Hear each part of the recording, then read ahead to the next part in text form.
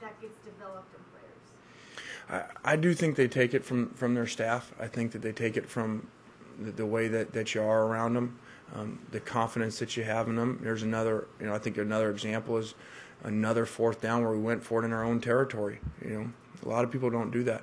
I believe that you build your players' confidence by them knowing that you're going to go for it in those situations because you have belief in them. And so I think our players have developed a swagger about them. I think they have developed a confidence that it doesn't matter what the score is, it doesn't matter what the situation is.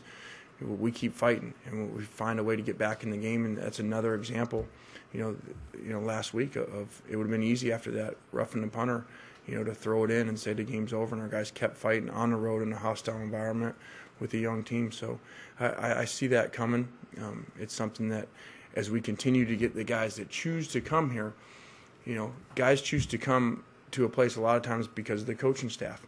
And so the players that choose to come here will have that in them. There'll be some kids that won't want to come here because they don't really like our intensity or they don't really like how we do things. We're a little bit different.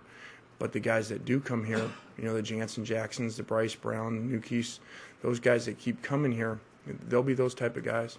How would you assess where you are in special teams right now? It seems like each week there's a different problem. Yeah, we're not very good in special teams. I don't think that's a surprise to anybody, and it's killing us. We got to continue to find ways. We keep moving people around, and there's another example of as you get to know your team better and you're with them longer, we're going to make some changes this week in field goal protection. So we've got to continue to look at things. We have to continue to recruit great depth and great players, and you can't miss on guys. You start missing on 5-6 guys every year.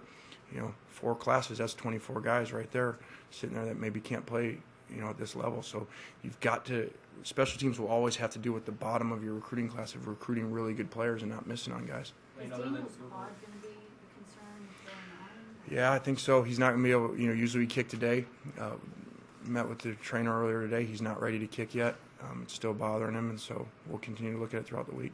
Other than the protection, how important was it for you to stand up for your players? Okay, hold on. I got it straight. Go ahead. That gave me more time to think. I heard you, but go ahead. Go ahead, say it again. How important was it that you feel for you to stand up for your players? I think that you guys know me. I think that we have great confidence in our players. We always stand up for our players, and no different than the quarterback.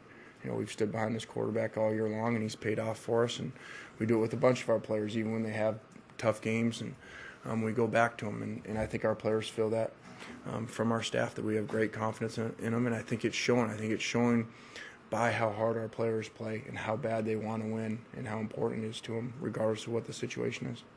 Do you believe that? Lane, you've got 5 games left. You still have an opportunity to be bowl eligible, maybe even improve that bowl status and maybe go to a pretty good bowl game. What are your goals for this team through these last 5 games? We got to keep improving. We have to do what we said from day one. First day I was hired, be a physical team that plays really smart. And so I think that you're seeing that. You're seeing guys make really good decisions on the field, a very disciplined team. And you're seeing us play really physical.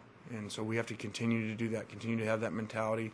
And that's how you build your program on your beliefs. And our beliefs is that we will always be a physical team on both sides of the ball.